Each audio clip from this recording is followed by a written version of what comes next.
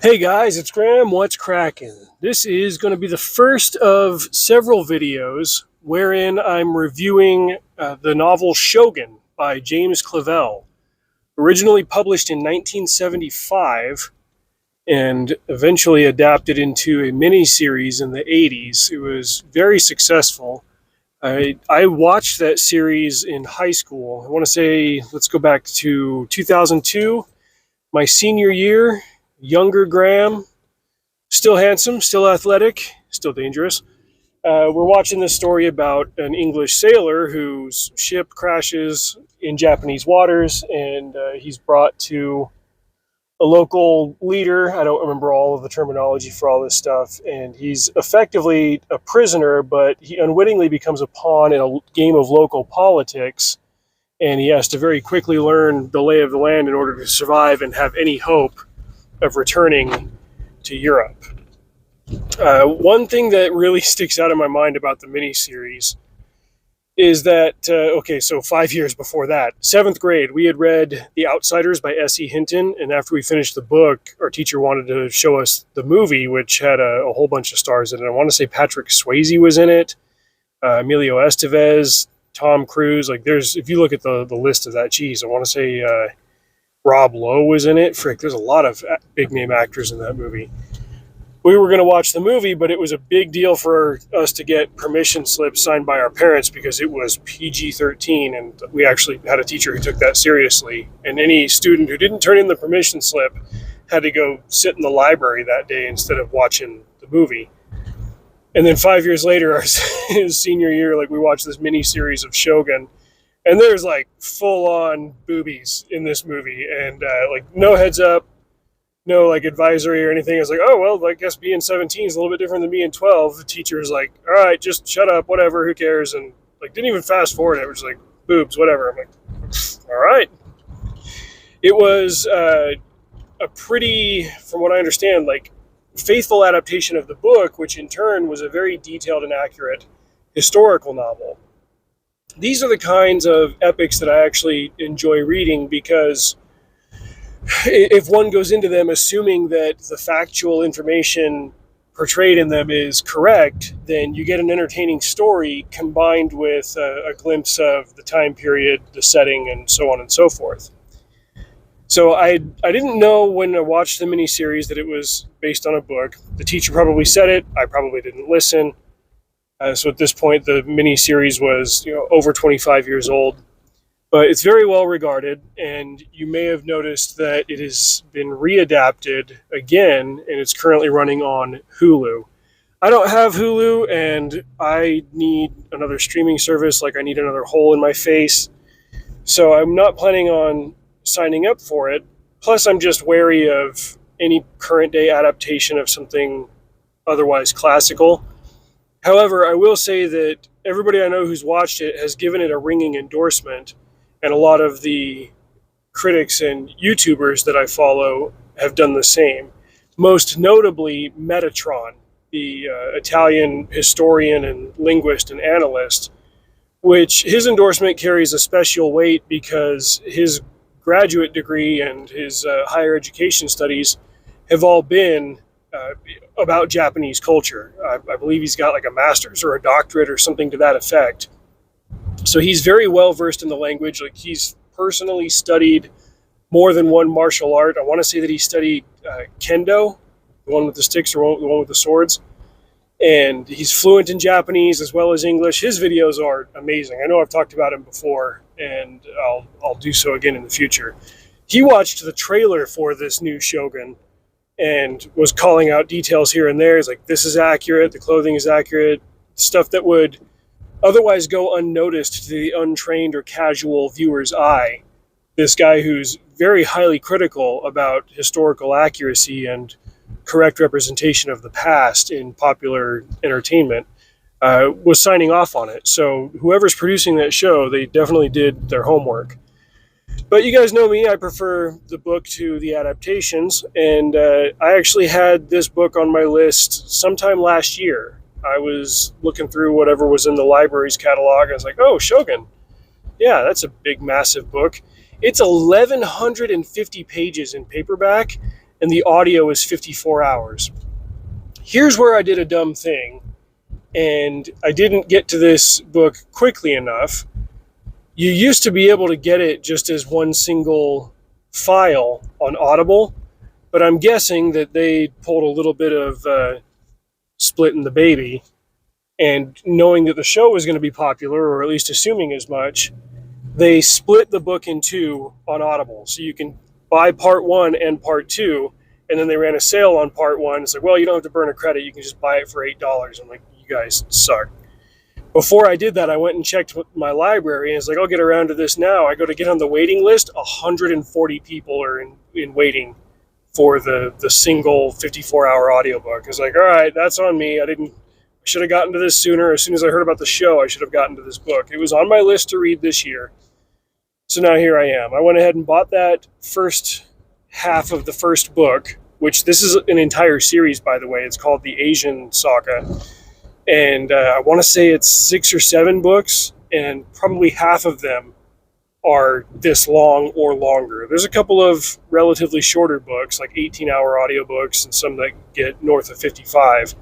So this is not an insubstantial series, and I'm given to understand that Clavell did an incredible amount of research and consultation to get the details of the time period right. So I started listening to it today. I'm 3 chapters in, and I found that I'm actually picking a very good time to read this because it's more or less contemporary with the Captain Alatriste books that I've been reading.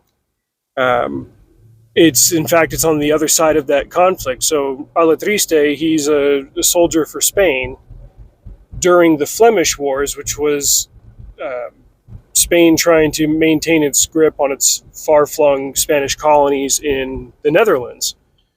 And Spain is all, rah rah, we are Catholic and we are the empire and we're going to hold on to everything. And the Netherlands were, like other territories in the area, they were a little bit uppity, and they were, no, we're not Catholic, we want to be Calvinist, we want to be Protestant.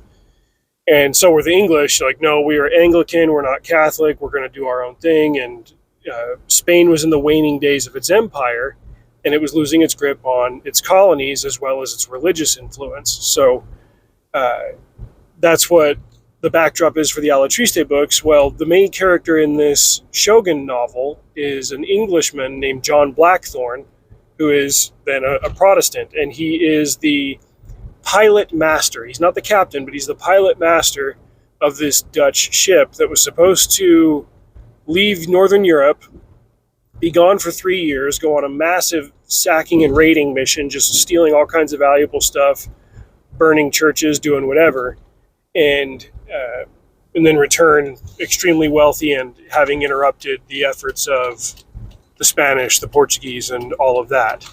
He's got a particular advantage, too, because he's got, what do they call them, like ridders?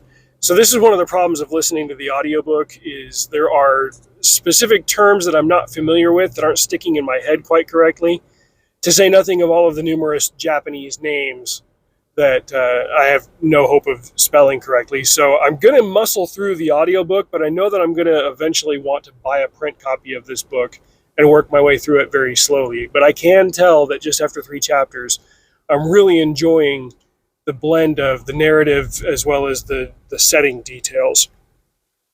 But he's got this Portuguese thing, a Ritter. It's basically like their version of like Wikipedia and Google Maps put into one. It's how they track what's where to go, how to sail this to this place and that place, and all of the secrets of the Portuguese mariners who knew a lot more than the English and the Dutch, especially about the Far East. And it was the kind of thing that if any Portuguese sailor or marine authority found him with it, like, not only would he be put to death, but so would everybody on his ship, because they were that possessive of their knowledge. The knowledge was so valuable and so key to them maintaining their naval supremacy.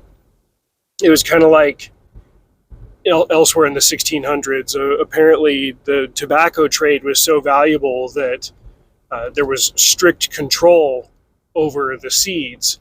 And somehow somebody got seeds and started planting tobacco at, I want to say Jamestown, in the Americas, and that started the tobacco industry over here, which then completely upended certain elements of the old world powers. These are things that we kind of take for granted thinking about now with worldwide industry and a global economy and being able to order anything from anywhere whenever you want to. Back then, like, these were the raw sources of their power. Credit didn't exist like it exists now. And you couldn't just say, yeah, I'll owe you back later, and oh yeah, we'll eventually get our hands on this, that, or the other thing. If you didn't have it, that was it. And if you did have it, suddenly you were powerful.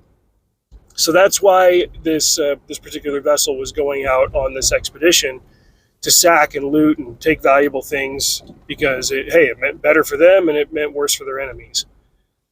Here's the problem. They were sustaining heavy casualties on this ship due to the normal things of the time period. Think of what I've said about the Mayflower. Bad food, low water, extremely harsh conditions, exposure, and you can't drink the ocean. They had sustained about a 75% casualty rate, and one of the key casualties was the Dutch captain of the ship. But John Blackthorne, who is the pilot master, the navigator, he kind of assumes that responsibility, and he's sailing them through the Western Pacific, and they get caught up in a massive storm, and their ship ends up running aground of a reef, and they crash in Japan. And like I said at the beginning, he doesn't know this, but he landed in Japan at a completely terrible time, and he doesn't understand it because he doesn't understand the customs or the languages. The Portuguese have missionaries there. The Jesuits are there. Some of them are Catholic. Some of the Japanese have been converted to Catholicism. Others haven't. He doesn't quite understand the political layout, like who's in charge of this region, who's in charge of Japan overall. Suddenly he becomes the rope in a tug of war of power between different Japanese officers, daimyos, and I believe there's another piece of terminology for it. And he's got to get up to speed real quick if he's got any chance of saving his hide, getting his ship, getting the goods on it, and getting the heck out of there. And there's a Portuguese translator who can talk to Blackthorne. Blackthorne speaks Portuguese, and he's kind of the intermediary between Blackthorne and the Japanese. But there's hostility between him and the translator as well, because Portuguese are Catholic and Blackthorne is Anglican. That makes him Protestant. That makes him the enemy. There are so many divided loyalties and important contextual clues from the time period.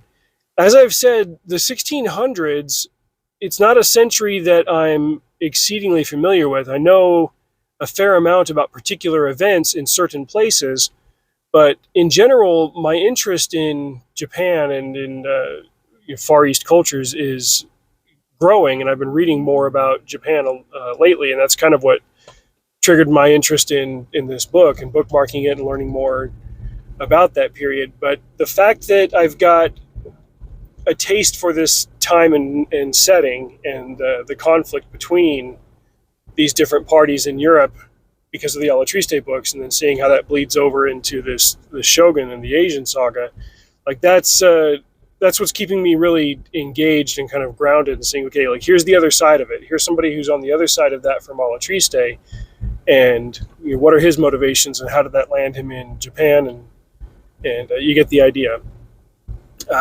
Right now I'm at a very harrowing scene near the end of chapter 3 where the Japanese daimyo, I hope I'm getting it right, whether he's a daimyo or he's got some other designation given to him, who's in charge of the area where Blackthorne and his men crash landed, he's allowing them to stay, but because of some local custom, like one of the survivors has to be executed. And it can't be Blackthorne because he's in charge, and that gives him special value that the daimyo will need to leverage. And so the men are all drawing straws to see who gets the short straw, who's going to be executed. And it's written extremely well. It's an emotionally charged scene as the men are trying to be fair about it and pray to God and hope that they're not the one, and that whoever dies will be hastily and summarily escorted to paradise for his sacrifice. And if you don't have any particular religious beliefs of your own, I think you can still like really access and relate to the struggle. If you just understand that, okay, this is what these characters value and this is what they're up against, and you'll get a feeling for the conflict and the difficulty level of it. I do think there was also kind of a humorous scene where Blackthorn is, in addition to him not knowing the political layout of the local customs, he's got extremely different sensibilities than the Japanese do when it comes to modesty and personal nudity. And because he's a guest in another man's house, then the other man's servants, maids, maidens, whatever, will tend to him, and they have to bathe him. And he's not at all like. Of course, he's not bashful about being naked around the opposite sex, but doing hygiene and stuff, that's a different animal. But over there, it's like, no, my maidens have to take care of this, and they're soaping and scrubbing him, and he has a very natural male biological reaction to that, and he's trying not to, and the women see it, and they're all like thoroughly impressed by it. And I was like, wasn't this literally the punchline of a South Park episode like 20 years ago?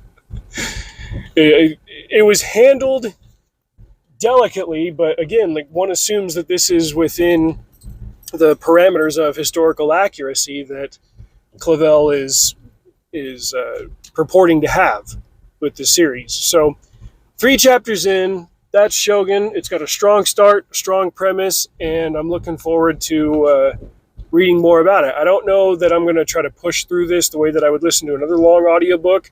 I want to kind of digest it and make sure that I'm picking up as much as I can from the audiobook before I move on to something else. So I won't be doing Shogun videos every day for a week, but I'll listen to a couple of chapters here and there, take some notes, and then talk about it on odd days when I'm in between other books. Drive safe. See you out there.